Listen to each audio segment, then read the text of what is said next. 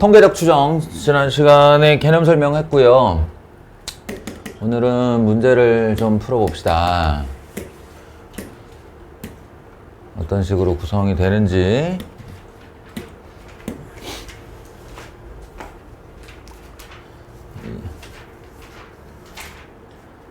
이 얘기 하기 전에 아이고 얘가 이미 요거 잠깐만 구성을 또 얘기를 해주자면 그냥 통계적 추정이라고 부르는 단원, 그러니까 앞에 이산확률 분포니 연속확률 분포니 그것에 따른 이항 분포니 정규 분포니 하는 요 내용 말고 이 내용을 싹 걷어내고 그냥 통계적 추정이라는 마지막 단원 안으로 들어오아도 다시 문제가 두 분류가 돼요. 이렇게 이쪽과 이쪽이 돼요. 그러니까 하나는 뭐냐면 표본 집단의 질문. 이거는 어디까지나 내용이라기보다는 문제 유형으로 분명히 구분을 해야 돼요. 표본 집단의 정규 분포에 대한 질문을 하는 그런 문제 유형들이 있어요. 그리고 반대쪽에는 뭐가 있냐면 모평균의 추정 단원이 있어요. 모평균의 추정에 대한 질문하는 문제 유형이 있어요. 아주 유치하지만 실질적으로는 이제 만약에 예를 들어 모의고사를 친다 그러면 선택 확통이 8문제잖아. 그럼 그 8문제의 맨 뒤쪽에 가면 분명히 얘네들이 나올 거거든. 나올 건데 둘 다 표본이라는 단어가 등장하는 걸 때문에 약간의 혼란이 있을 수 있어. 그래서 구분하는 단어, 이걸 유형을 딱 구분하면 뇌가 한쪽 폴더로 딱 가버리거든. 그래서 내 경험에 의하면 이 폴더링을 하는 게 문제 푸는데 현실적으로 도움이 많이 돼요. 그래서 이거를 꼭 기억하세요. 신뢰도라는 단어가 나오면 이쪽을 질문할 때는 신뢰도라는 단어가 절대로 등장하지 않습니다. 절대로 등장하지 않아요. 그러니까 신뢰도, 신뢰구간 또는 뭐 위험률 기타 등등의 뭐 비슷한 단어로 신뢰구간 어쩌고 저쩌고 또는 위험률 기타 등등 이러는 거는 이제 참고 단어들인데 요런 게 등장하면 여기에요. 여기고 표본 집단 얘기는 표본이라는 단어 또는 X바 이런 거 등장하는 건 다 똑같아요. 이쪽도 X바 등장하고 뭐 난리가 나거든요. 그런데 여기서 X바와 여기서 X바가 쓰임새가 달라요. 그거를 명쾌하게 구분을 해야 돼. 여기서 표본 평균이라는 단어는 별량이에요. 무슨 말이냐면 표본 집단을 잡았기 때문에 X바가 X바들이 되는 거야. 정확하게는 X바들, X바, 그러니까 표본을 잡아서 걔네들을 다 더해서 낸 평균이 한두 건이 아니라 실질적으로 이론적으로만 다루는 거기 때문에 전수조사를 해요. 전수조사를. 모집단이 10명이 있다고 그래봐. 모집단이 10명인데 크기를 3으로 정해서 표본 집단을 만들잖아. 그러면 표본 집단 안에 모여있는 표본 평균들만 1000개예요. 뭔 얘기인지 알아? 모집단이 10개잖아? 그럼 10 곱하기 10 곱하기 10이 된다고. 크기가 3이면. 왜냐면 이게 표본을 꺼낼 때 정우 나와 이거 가능해. 네 몸무게를 재는데 몸무게 평균을 내는데 정우 나와 이것도 가능해. 정우 나와 진이 나와 정우 나와 이것도 가능해. 그래서 표본 집단의 사이즈가 훨씬 커요. 모집단보다. 그래서 이 X바라고 하는 것이 별량의 역할을 하고 항상 이걸 기억해야 돼. X 땡땡 모집단의 정규 분포가 M, 시그마 제곱을 따른다면 X바 땡땡 이때 이제 이게 별량 집단의 별량으로 작용하고 이 별량들은 M, 루트 N분의 시그마의 제곱을 따른다. 요 내용 가지고 정규분포 문제 푸는 거예요. 실질적으로 내용은 다 정규분포의 표준화 문제입니다. 이렇게 기억하시면 되고, 이 모평균의 추정이라는 건 모평균을 부등식으로 추정하는 문제 유형이에요. 그래서 여기 들어갈 값과 여기 들어갈 값을 신뢰도 95%와 또는 신뢰도 99% 내지는 여타의 신뢰도로 추정을 하는 건데, 여기 들어갈 x바 마이너스 1.96의 루트 n분의 시그마, x바 플러스 1.96의 루트 n분의 시그마 하는데, 이때 이 x바는 상수값이에요. 왜냐? 표본을 한 개밖에 안 꺼내거든. 모평균을 추정할 때 표본은 많이 필요 없어요. 여러 개를 할 필요 없어. 내가 어차피 이 모집단의 평균을 범위로 구할 때 못한다가 전제로 깔려있기 때문에, 못 구한다가 전제로 깔려있기 때문에 표본을 여러 개를 뽑는 게 아니라, 야, 거기 5명 나와. 이런 다음에 요 5명에 대하여 평균값을 구하고 그 평균값을 그냥 여기다 넣어버려요. 그러니까 표본 평균이라는 단어가 표본이 한 개뿐이라서 상수값으로 작동을 한다고. 이게 이제 아무래도 한글 문장으로 나오다 보니 우리 입장에서는 둘 다 이름이 표본 평균인데 어디서는 별량이고 어디서는 상수값이라 헷갈릴 수 있다. 예, 그래서 이걸로 먼저 구분을 해라. 신뢰도라는 단어로 먼저 구분을 해라. 예, 이걸 먼저 얘기를 해둘게요. 그 다음에 자, 오른쪽 그림과 같이 1357이 적힌 4개의 주머니가 들어있다. 이 주머니에서 임의로 크기가 2인 이렇게 하면 이제 초짜 때 습관은 항상 이렇게 기호화 시키는 거예요. 크기는 n입니다. 크기가 2인 표본을 복원 추출할 때 공에 적힌 숫자의 평균을 x바라고 하자. 이렇게 되면 이 x바는 별량으로 작동을 하는 거라고요. 별량으로 작동을 하는 거고, 그래서 x바의 확률 분포표를 표로 나타내어라 라고 하면 이렇게 해서 x바하고 나열하고 그에 해당하는 확률값 이렇게 적어주면 되는 겁니다. 그래서 x바, 여기다가 나열하는 것은 가능성의 이야기, 가능성. 그러니까 여기서 복원 추출, 한마디로 뽑고 보고 도로 넣었다가 다시 뽑고 하기 때문에 같은 게 또 나올 수 있다고 생각을 하면 1과 1이 나올 수 있죠. 1 더하기 1 나누기 2. 그래서 1 나올 수 있어요. 그리고 1, 3 꺼내서 평균 내면 2 나올 수 있어요. 이 가능성만 일단 나열을 하는 거니까. 그리고 3 나올 수 있나 보는 거야. 그럼 1, 5 더해서 반 나누면 3 나올 수 있어요. 4는 나올 수 있나? 3, 5 해서 반 하면 4 나올 수 있죠. 5는 어때요? 더 큰 숫자가 없잖아요. 5 더해서 반으로 나누면 5죠. 그지? 또 8까지 돼요. 6 가능? 6 어떻게 하면 가능하냐? 7까지 7 플러스 아, 5, 7 하면 가능하지. 예. 그 다음에 7, 7 제일 큰 숫자까지. 그러니까 자기 자신 1, 3, 5, 7과 사이사이를 채우는 거예요. 예. 그리고 이제 이런 경우가 될 확률들을 각각 구해주시면 됩니다. 예. 그냥 1이 나올 확률은 4분의 1이고, 1이 평균이 되려면 4분의 1 곱하기 4분의 1 하니까 16분의 1. 이런 식이겠죠. 양쪽에 16분의 1. 그리고 중간은 여러 개가 있을 수도 있어요. 예. 그러니까 복원 추출이니까 1, 3 뽑히는 것과 3, 1 뽑히는 것을 다른 걸로 칩니다. 이게 순서를 고려한 복원 추출이라고 그랬잖아.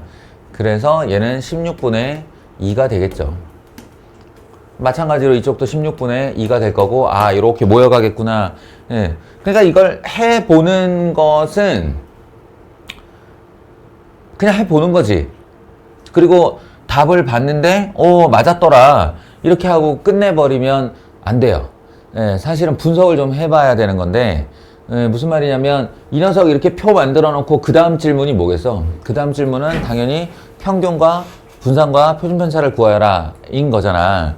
근데 평균을 구해보면 2의 x바를 구해보면 얄짤없이 2의 x와 같다는 거예요. 그럼 애초에 이 평균만을 구하기 위해서라면 이 표를 구할 필요가 있었을까? 이걸 다시 한번 되돌아봐야지. 평균을 구하기 위해서였다면 이거 x에 대한 1357이 훨씬 더 쉬운 애란 말이에요. 그죠?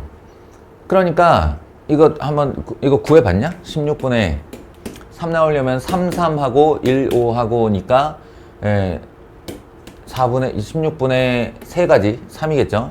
여기도 16분의 3이겠죠? 16분의 4 이렇게 해서 1, 2, 3, 4, 3, 2, 1 더해보면 16 나와서 최종 합은 1이 됩니다. 그리고 이 녀석의 평균값 구해보시면 제가 뭐라 그랬죠?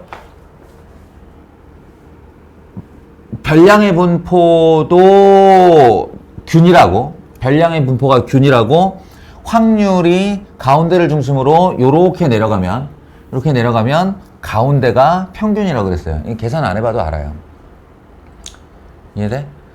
그러니까 이걸 구해보면 4가 나온다? 이렇게? 평균 4가 나오는데 그거는 애저녁에 여기서부터 확인이 가능하다는 거지. 여기서부터 별량 균질하게 분포됐고요. 확률도 균질하게 분포가 됐으면 별량의 정중앙값이 바로 평균이라 했다. 그러니까 m은 4예요. m은 4.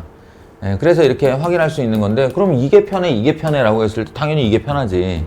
그러니까 평균만을 구하기 위함이었다면 이 표는 전혀 작성될 필요가 없는 애다 라는 겁니다.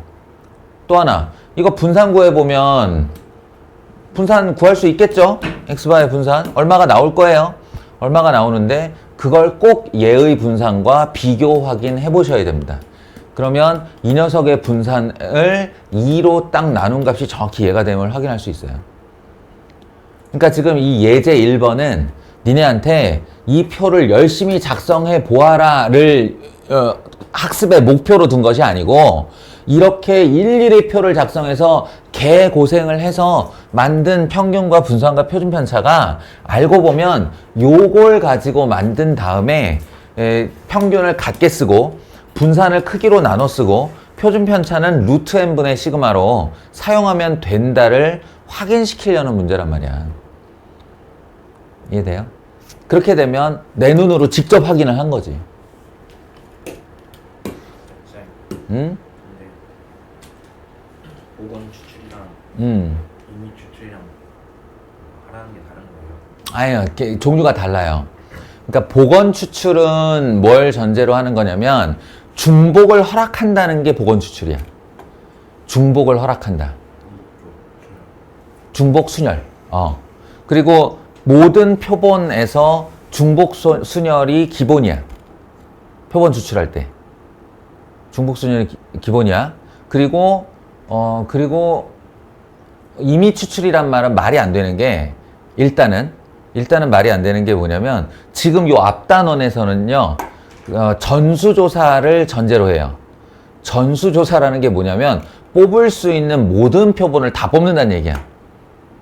그럼 임의로의 반대말이 뭐겠어? 전체. 아니야. 임의로의 반대말을 모르고 있는 거야? 이런 이거 어휘의 문제잖아. 아니야. 학교 담임 선생님이 반장은 임의로 뽑을 거야. 임의로 제비뽑기로 뽑을 거야. 이렇게 할 때 임의는 비의도적이란 뜻이에요. 비의도적. 반대말은 작위적이지. 의도를 가지고 뽑겠다는 거야. 그러니까 담임 선생님이 반장은 임의로 뽑을 거야 라는 것과 반장은 내 맘대로 뽑을 거야 이 말이 반대말인 거야. 내가 의도를 가지고 공부 잘하고 말 잘 듣고 애들 통솔 잘하는 애로 내가 선별해 버릴 거야가 임의로의 반대말인 거야. 비의도성. 근데 확률이라는 개념을 잘 생각해 보면 확률을 의도를 가지고 시행을 하면 그게 확률이 될까? 안 되지. 그러니까 양궁 선수들한테 확률 계산하는 거 의미가 없는 거라고. 양궁 선수들은 어떻게 하고 쏘는데? 가운데를 맞추려고 무한히 연습을 한 다음에 쏘잖아. 근데 우와 대단한 확률입니다. 막 10점을 맞췄습니다. 아니지. 의도로 쏜 건데. 우리가 뒤돌아서 이렇게 쏠 때 이제 확률에 대한 얘기를 하는 거지. 야구 선수도 타율 확률 안 그게 통계적 확률이야.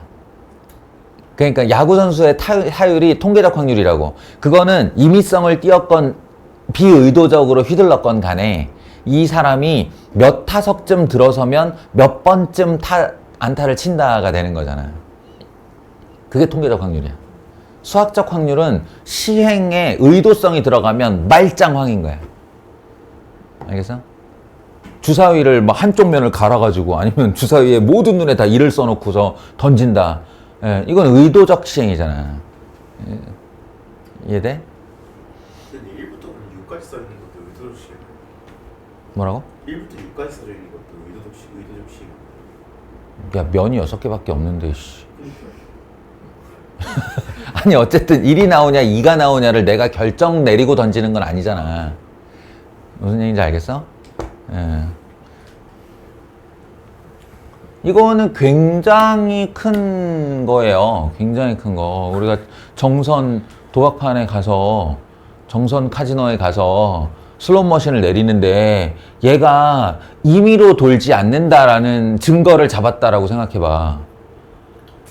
우리는 확률을 바라보고 그 임의적 시행이라는 확률을 바라보고 가서 내 돈 내고 게임을 하는 건데 얘가 사실은 적당히 해서 한 10,000명당 1명만 잭팟이 터지게 해놨다 라고 했다고 쳐봐. 난리가 나는 거지. 그건 난리가 나는 거지.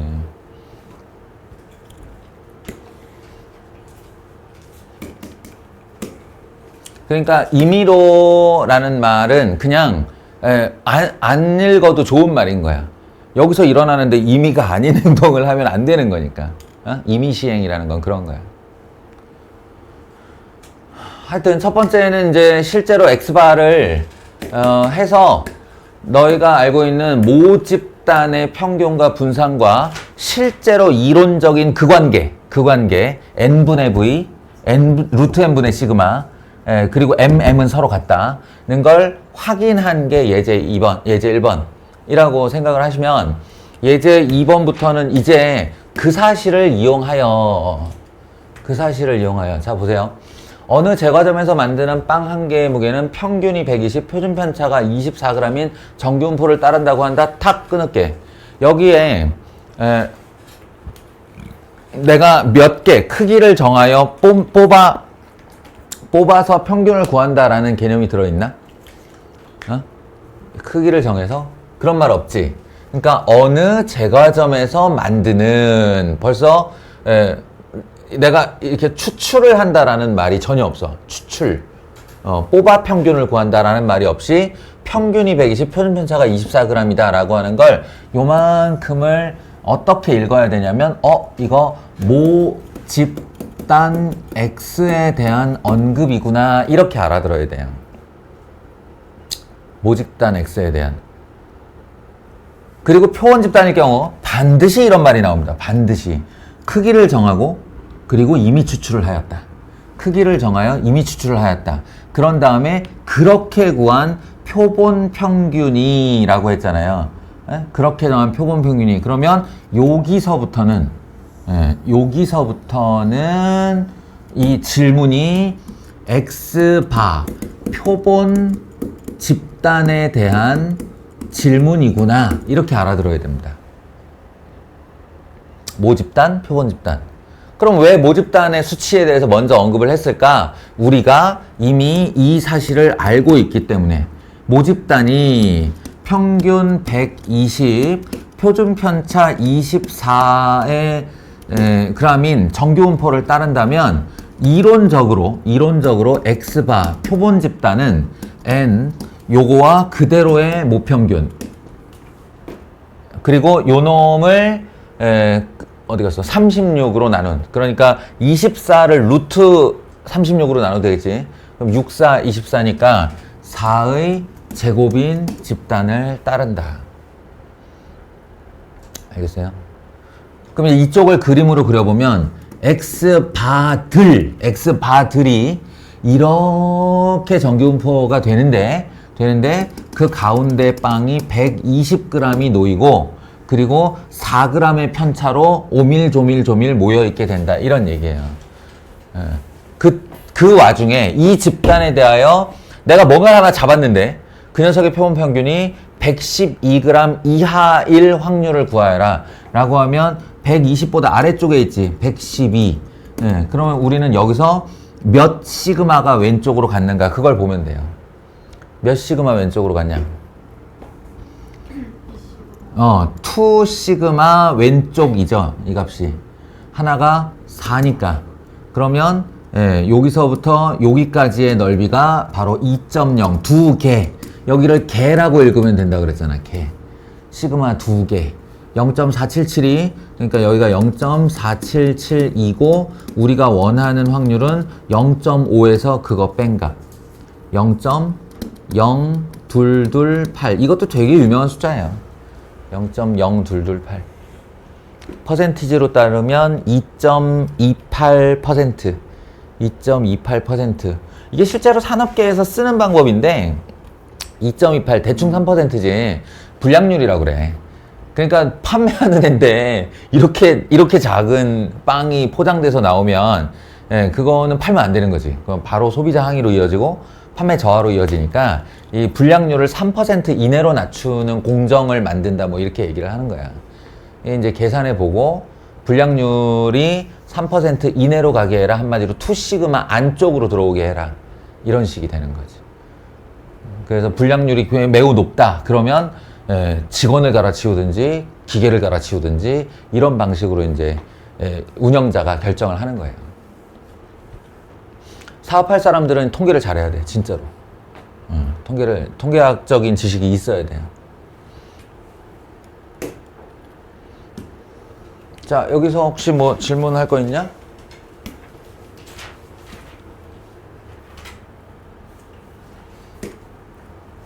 나머지 다 뻔한 내용이라.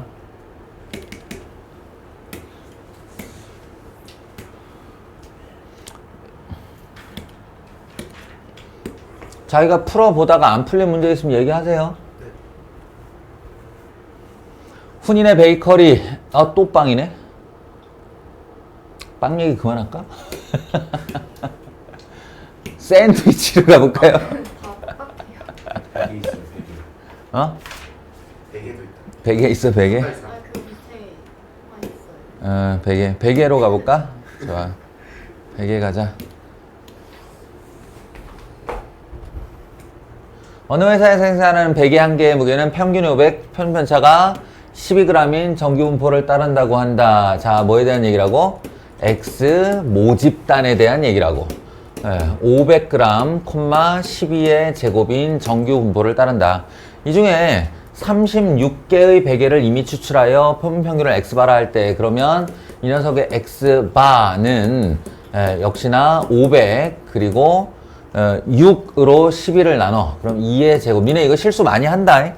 왜냐면 여기가 제곱으로 돼 있어가지고 아싸리 36으로 144를 나누던가 아니면 6으로 12를 나누고 그걸 전체를 제곱을 하든가 둘 중에 하나를 해야 되는데 이거 꼭 섞는 애들이 있어요.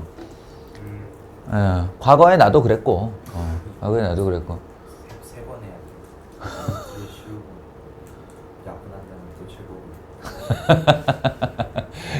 그러지 말고 이제 그렇게 자기가 자꾸 실수를 하는 것 같으면 그 실수의 장면을 줄일 만한 자신만의 루트를 만드는 거야. 루틴을 만드는 거야. 자신만의 루틴을. 나도 그래. 나도 이거 안 헷갈리려고 얼마나 옛날에 노력을 했겠니. 그러니까 나는 제곱을 안 봐. 제곱을 안 보고 12만 마음속으로 끄집어내서 인마의 루트 씌운 값을 나눈 다음에 제곱을 제일 마지막에 하는 행동의 루틴을 가지고 있어요. 6 나누기 12, 2네? 2의 제곱 이런 식으로 하는 습관이 있어요. 그러면 이 아이는 이제 X바라는 별량의 요렇게 생긴 정규분포를 가지게 되고요. 가운데가 500이고요. 그리고 이제 시그마 한 개당 2씩 가지고 있는 녀석이 되는데 X바가 특정 A값 이하일 확률이 0.0062다. 뻔하지 뭐. 여기다가 A 딱 갖다 놓고 요 넓이가 0.0062라는 거 아니에요. 그럼 표에서 우리가 찾아야 될 숫자는 얘가 아니지. 누구야? 0.9938인가요? 예. 아, 9938이 아니구나. 4938. 4938을 찾아야지. 그럼 여기 있네. 여기 있네. 그러면 얘가 2.5개의 시그마. 하나, 둘, 반이네요. 하나, 둘, 반. 그러면 2, 2, 1. 이게 하나, 둘, 반이잖아. 그러니까 5만큼 뒤로 가면 되는 거니까 A 값은 얼마야? 495가 되겠죠. 이렇게. 네, 그렇게 만족시키는 A의 최대값을 구하라. 이 정도가 개념 넓히기라면 여기 문제 유형이 얼마나 협소한가 알 수 있는 거예요. 자, 두 번째 단원. 이제 모평균의 추정. 근데 모평균 모기업 다 똑같은 말인 거예요. 아니. 모기업이 왜 나와, 임마. 아니 제가 진짜 진심으로 묻는. 모기업은 그 기업이 너무너무 커지고 자기네 그 필요한 생산 공정을 그냥 외부에서 가져오는 게 아니라 내부에서 회사를 만들어서 예를 들어 카카오라는 모기업에서 카카오 뭐 엔터테인먼트, 카카오 택시, 카카오 뭐 이렇게 자회사를 만들었을 때 그 회사를 모회사라고 그러는 거지. 모기업이라고 하는 거지. 아 모가 어머니. 어미 못장. 아니 통계학하고 있는데 모기업이 왜 나와 갑자기? 아니 진심 아니. 어. 심지어 손회사도 있어. 네. 모회사, 자회사, 손회사도 있어. 아주 어마어마한 대기업일 경우.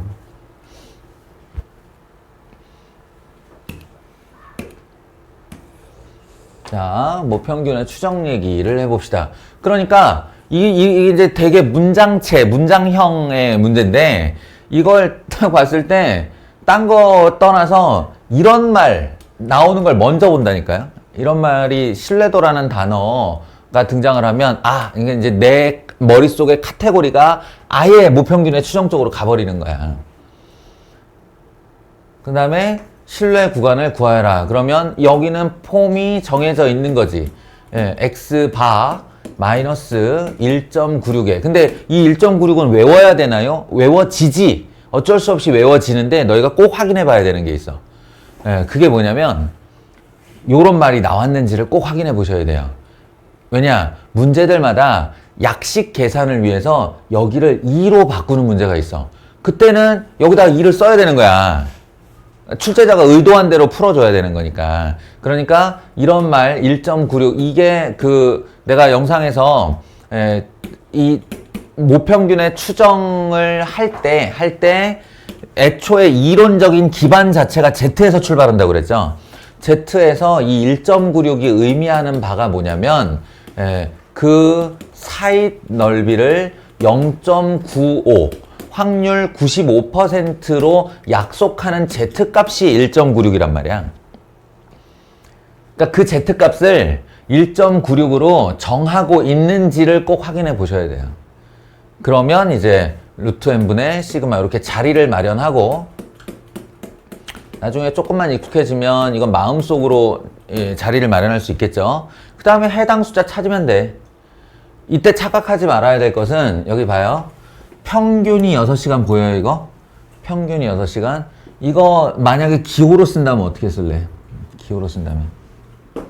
이걸 m equal 6이라고 쓰는 순간 망하는 거야.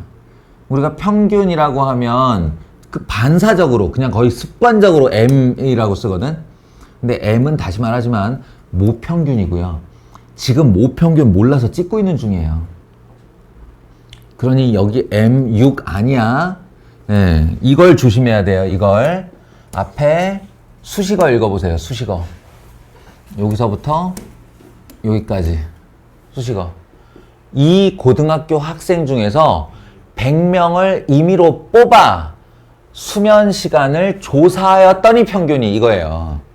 그러니까 이 학교 학생이 전체가 100명이겠냐? 그건 아닐 거 아니야. 예, 학교 전교생이 100명인 학교에 가서 100명 뽑아 수면 시간 쟀으면 이거 모평균 맞아. 그런데 학교는 대개 1000명이 넘고 그 1000명이 넘는 집단, 모집단 내에서 100명만을 무작위로 그러니까 이 의도성이 없이 뽑아서 평균을 냈다라고 하는 거니까 이 평균은 표본 평균을 뜻하는 거라고요. X바입니다. 헷갈리지 마세요. 표본 평균이랑 모평균이랑 똑같다고 하시지 않으셨나요? 아니야. 아, 이 생키 너 영상 제대로 안 읽었지, 안 봤지. 이 나쁜 새끼야. 내가 그게 세상에 그 전부터 내가 강조해서 꼭 이 용어는 구분해 와라라고 했더니 그지 같은 발사기 같은 새끼가 이씨 모의고사 친다고 안 해놓고 김정우야. 정우야. 박제되는 영상이네. 아우 정우야. 다시. 에이 쌍놈의 새끼. 또 해야 돼. 아이씨. 모집단, 모집단. 여기에는 진짜 내가 구하고 싶은, 내가 바라보고 싶은 집단의 별량들이 모여 있어요. 이 아이의 평균을 이름을 모평균이라고 해. 모평균, 모분산, 모표준 편차, 다 모자부터. 여기에 일부의 이제 크기 n을 정해서 크기 n을 정해서 이 일부를 여기다 이렇게 갖다 놓는단 말이야. n개가 있겠지. 이 녀석들을 더해서 n으로 나눈 이 값의 이름은 표본 평균. 표본 평균의 평균. 그래. 상식적으로 표본평균이 모평균이랑 같으면 그럼 다를 뭐하러 조사해. 일부만 뽑지. 그 같을 리가 없잖아, 상식적으로. 그러니까 이 표본 평균들을 이렇게 번호를 붙여서 x1 바, x2 바, x3 바, 다다다다다다다다 이렇게 해서 전수조사로 모아놓은 이 집단을 표본 집단이라고 하고, 그 별량이 x바고 얘네들을 다시 한번 평균 낸 이 아이 표본 평균의 평균, 중복되는 단어가 싫으니까 표본 평균의 기대값, 표본 평균의 기대값, 이게 모평균이랑 같다고. 그지 새끼야. 그걸 헷갈리면 안 된다고 내가 처음부터 얘기한 거라고.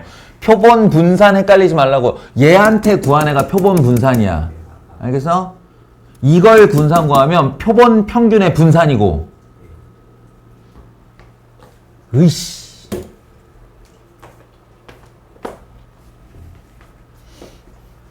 그러니 여기서 말하는 이 평균 6은 x바이고요. x바이고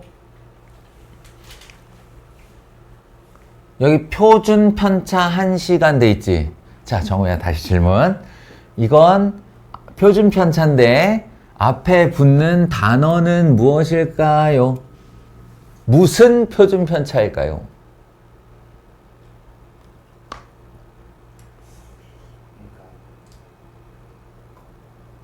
S. SR. 그치, S야. 그러니까 걔 이름이 뭐냐고. 모르겠네요. 그러니까 표준 이지선다. 50% 확률. 표본 표준 편차일까? 표본 평균의 표준 편차일까? 표본 그렇지. 얘 이름이 표본 표준 편차예요. 머릿속에 약간 이미지로 기억을 하면 좋겠는데 얘의 표준 편차를 구한 거야. 요거 집단. 표본 1개짜리. 예, 거기에 들어있는 S. 이거 구하는 방법도 다르다고 그랬잖아. 예, n-1로 나눈다고 그랬잖아. 알겠지? 이름이 표본 표준 편차. 그리고 그 표본 표준 편차는 무엇과 유사한 값을 갖는다. 뭘로 대체할 수 있다? 모 표준 편차. 모 표준 편차. 즉 시그마로 대체 가능하다. 이거 내가 애들한테 가르치면 진짜 100만 번은 받는 질문이라니까. 그러니까 선생님 이게 표본 표준 편차 아니에요? 맞지. 그러면 여기 통째로가 1 아니에요? 이거 100만 번 받는 질문이라니까 내가. 얘가 표본 표준 편차잖아요. 이렇게. 아니라고. 요 아이의 이름은 표본 평균의 표준 편차예요. 에이? 요거는 표본 평균의 표준 편차라고. 얘 이름이 모표준 편차고. 그러니까 여기서 말하는 표본 표준 편차 1은 여기 들어가는 값이라고요. 여기. 아시겠어요? 제발 제발 부탁이야. 헷갈리지 마. 그러니까 6 마이너스 1.96의 루트 100분의 1 이렇게요. 6 플러스 1.96 루트 100분의 1 이렇게 쓰는 겁니다. 이 짧은 문장 안에 이런 어디 갔어요? 아이고. 요 개념이 그대로 녹아 들어가 있는 거예요. 네? 녹아 들어가 있는 거예요. 여기서 제발 표본 1개 안에서 구한 평균과 표본 1개 안에서 구한 표준편차를 모표준편차로 대체한 것이다 라는 걸 잊지 말고 쓰라고.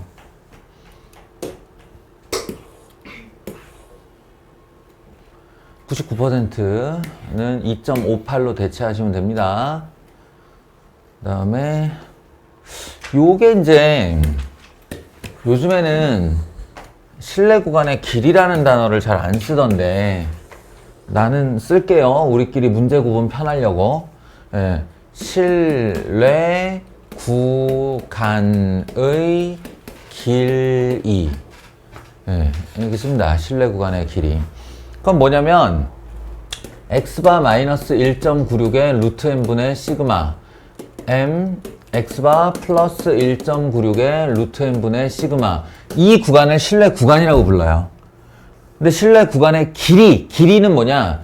요 숫자에서 요 숫자, 수직선에다가 요 숫자와 요 숫자를 두 개 찍었을 때 이 간격의 길이가 얼마냐고 묻는 거잖아. 그러니까 큰 수에서 작은 수를 빼는 거거든. 이게 그거잖아요. b-a라는 질문, 이게. 그러니까 이쪽에 우상한이고 좌하한이라고 할 때 b-a를 묻는다는 건 얘에서 얘를 뺀 건데, 그 특징이 뭐냐면 특징이 x바가 사라진다는 거예요. x바의 위치가 중요하지 않고 두 배의 k 곱하기 루트 n분의 시그마, 이렇게 해서 이론으로 기억해놔도 좋아요. 여기서 이 k라는 녀석의 역할이 뭐냐면, 보통은 그냥 1.96 쓰면 되는데 내가 왜 여기를 k로 썼냐? 실내 구간의 길이를 건드리는 문제는 실내도도 건드리는 경우가 많아요. 그래서 언제나 95%가 아니고 예를 들면 76%라든가 86%의 신뢰도로 질문을 하기도 해. 그러니까 너희가 신뢰도가 변했을 때 요 K 값을 찾는 방법, 그걸 알아야 돼요. 이 녀석이 신뢰도를 나타내는 Z값, 이렇게 기억을 하셔야 됩니다. 신뢰도를 나타내는 Z값. 그러니까 무슨 말이냐면 신뢰도가 여기 그대로 오는 게 아니라 신뢰도가 95%다. 그러면 얘처럼 표준 정규 분포 상에서 한마디로 Z값에서 여기를 0.95로 만드는 Z값을 여기다 쓰라는 얘기예요. 만약에 신뢰도가 80%가 되었다. 그러면 표를 찾게 주겠지, 나한테. 여기가 0.8이 되는 Z값을 찾아서 여기다가 넣으시면 됩니다. 아시겠어요? 신뢰도가 99%다 그러면 이 넓이가 0.99가 되는 Z값, 즉 2.58을 여기다 넣는 거고. 그러니까 이 K 자리에는 1.96과 2.58이 제일 많이 들어가겠지만 문제들에 따라 변형할 수 있다. 이 녀석은 표본의 크기,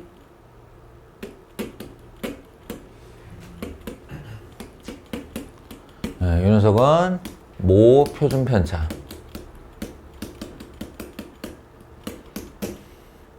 그러면 생각해 볼 바는 뭐가 있냐면, 실내 구간의 길이가 이게 쓸모라고 그랬지, 쓸모. 이게 구간이 좁아야 쓸모가 있어요. 근데 이게 좁으면은 또 뭐가 떨어지지? 신뢰도가 떨어지잖아. 예, 그래서 우리는 그 적당한 조합이 필요한데, 이게 잘 보시면 이 모표준 편차는요, 모집단을 갈아치우지 않는 한 변하지 않는 상수예요. 그리고 우리는 모평균을 추정 중인데 모집단이 갈리면 어떡해. 그러면 안 되지. 그러니까 이건 웬만하면 상수. 그러면 신뢰 구간의 길이에 영향을 끼치는 요소는 두 가지가 있다. 이렇게 기억을 하는 거예요. 하나는 신뢰도. 신뢰도랑은 비례해요. 그러니까 신뢰도가 올라가면 신뢰 구간이 넓어져. 또는 신뢰 구간을 넓게 하면 신뢰도가 올라가. 이렇게 정비례 관계. 요 반대가 있어요. 반대가. 뭐냐면 표본의 크기를 크게 하면 신뢰도가 올라가요. 아니, 신뢰도가 낮아져요. 아니, 신뢰 구간의 길이가 좁아져요. 아이씨. 예. 표본을 한마디로 표본의 크기를 크게 하면 크게 할수록 쓸모가 좋아진다 이 뜻이야. 동일한 신뢰도를 고정하고 10명을 뽑아서 내가 표본 평균을 구하는 것과 100명을 뽑아서 표본 평균을 구하는 것은 이 신뢰 구간의 길이를 점점 작게 만드는 효과를 가진다 이런 얘기야. 크면 클수록 좋다 이거지. 뭔 얘기인지 알겠어요? 그래서 신뢰 구간의 길이를 예를 들어 기존보다 2분의 1로 줄이고 싶다. 신뢰 구간의 길이를 2분의 1로 줄이고 싶다. 그러면 기존의 표본보다 몇 배를 뽑으면 될까? 4배. 그거야. 그걸 문제를 많이 내요. 알겠죠? 원래 있던 신뢰 구간의 길이보다 3분의 1로 줄이고 싶다. 근데 신뢰도는 그대로 유지한다. 표본을 몇 배로 뽑아야 하는가? 라고 하면 9배. 이렇게 되는 거예요. 9배. 여기 제곱의 관계가 있다. 라는 걸 알고 문제를 푸시면 됩니다. 됐나? 네, 그래서 이런 거 중에 딱 보면 헤헤이 안 쓸 놈을 줬군 이렇게 아는 거예요. 네, 표본 평균 안 씁니다 저거. 왜 준 거예요? 헷갈리라고? 네, 원래 영 수학을 못하는 아이들 중 머리가 좋은 아이들일수록 역산을 잘해요. 역산. 주어진 조건들을 해당 공식에다가 막 쳐넣는 거지. 이해가 전혀 안 된 상태에서 솔직히 말하면 내 고등학교 3학년이 그랬단 말이야. 나 이거 이해 못했다고 그랬잖아. 이해 못했는데 다 맞췄어요. 다. 왜냐? 나는 몇 개씩을 외워놨고 여기 나오는 숫자가 있으면 그 숫자를 그냥 대충 때려 넣으면 돼. 그럴 법한 자리에다가 그냥 때려 넣으면 돼. 배열을 하는 거죠? 답이 나오는 거지. 이렇게 써놓고 그 자리에다 넣으면 답이 나오니까 일종의 이제 그걸 못하게 이해를 못하는 친구들이 그냥 대충 배열해서 맞추는 요걸 못하게 하는 방법이 이렇게 안 쓸 것 같은 애도 여러 개를 주는 거야 자료들을. 솔직히 이 문제도 마찬가지였잖아. 이런 문제들도 이거 하나 쓸 건데 이거 왜 다 내줘? 헷갈리라고. 이것만 해주면 이거 쓸 거 아니야. 그지? 네. 옛날에 그 문제가 조금 미비하던 시절에는 그런 것도 막 다 훈련시켰어요. 예, 학력고사 시절에. 이게 과학 문제 같은 경우 단위 가지고 공식 역산해서 만드는 방법이 있어. 단위만 보고 이 단위는 이렇게 구성된 공식이겠군 라고 하면서 그 단위를 가지고 역산하거나 아니면 보기에 있는 번호를 그 식에다가 하나 둘 셋 넷 그때는 사지선다였으니까 4개를 넣기도 편하잖아. 4개를 거꾸로 넣어봐 이렇게 막 시켰다고. 그래서 요즘 개발된 수능으로 넘어오면서 개발된 문제가 A값을 구하시오 절대 이렇게 안 하죠. 본 적 없을 거야. A값을 구하시오 본 적 없을 거야. 왜냐? A값을 구하시오 하고 보기 5개 있으면 다 넣어보지. 그러니까 A 더하기 B의 값을 구하시오. 이렇게 하는 거지. B분의 A 값을 구하시오. 이게 연산이 들어가면 역산을 못하니까. 다 그런 머리 싸움의 수싸움의 결과란다. 자, 그래서 예를 들어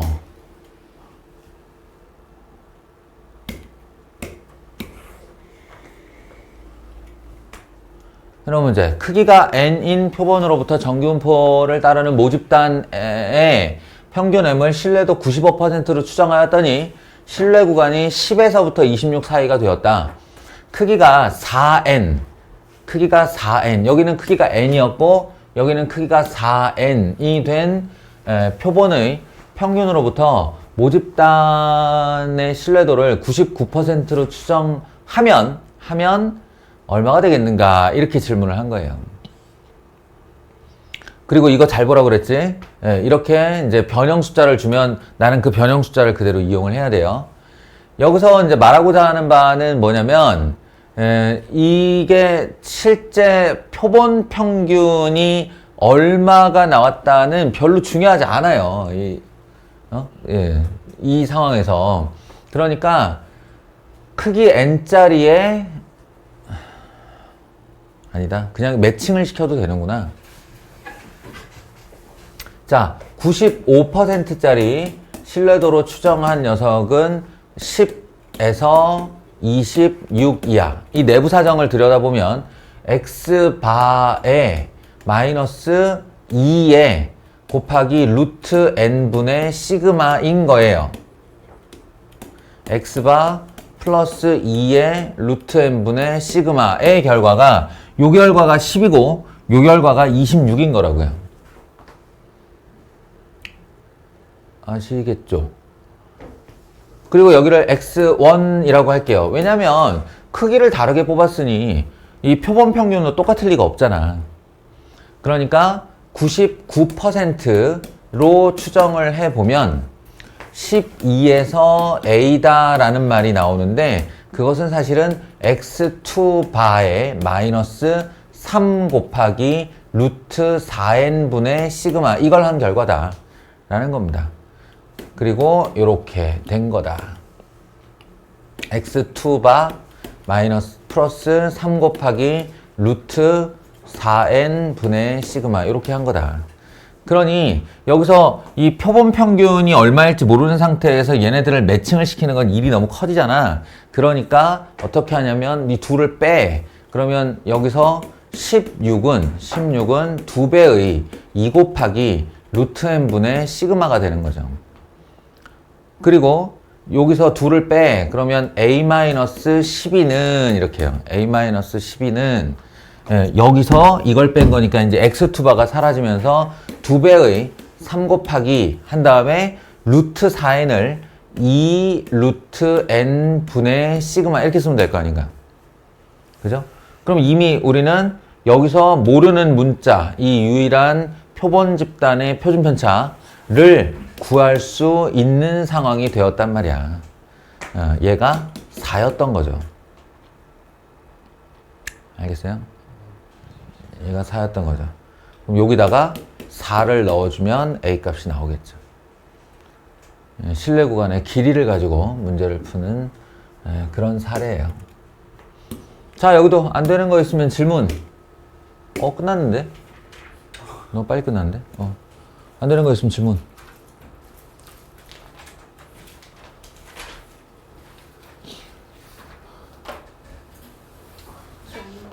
없어? 개념이 이해가 되면 문제 유형은 진짜 작아요. 이게 뭐 개념서라서 몇 개 없는 것 같지. 문제집 다 뒤져봐도 전부 이 문제네. 다. 그러니까 표준 개념서에 있는 필수 예제와 유제 수준에서 수능도 나온다. 걱정하지 마라.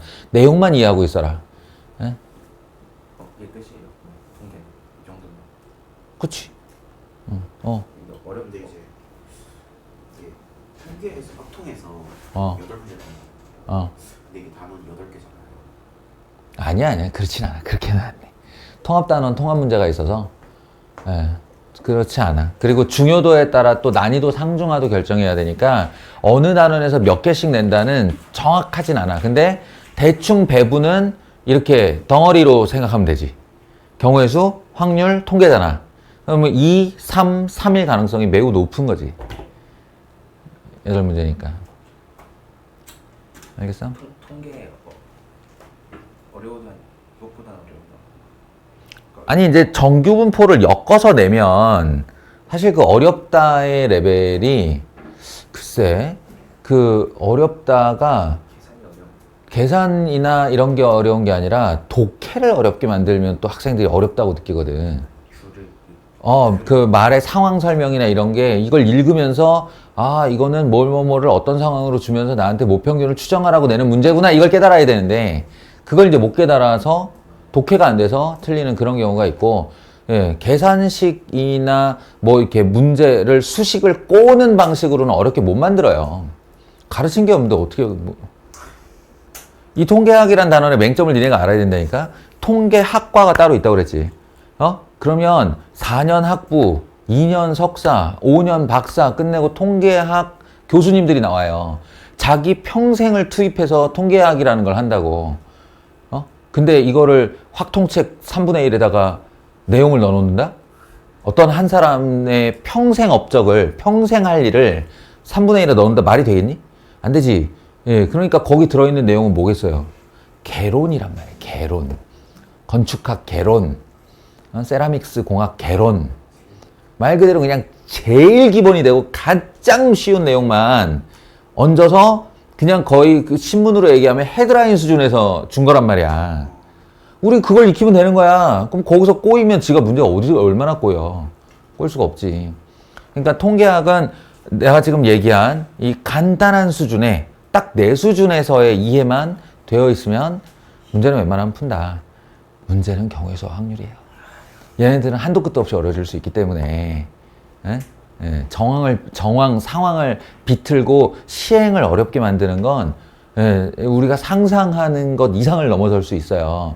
여기를 주로 이제 타겟해서 담아주려고 애를 써야 되는 거야. 알겠어? 자, 그러면 일단 오늘 건 마칩시다.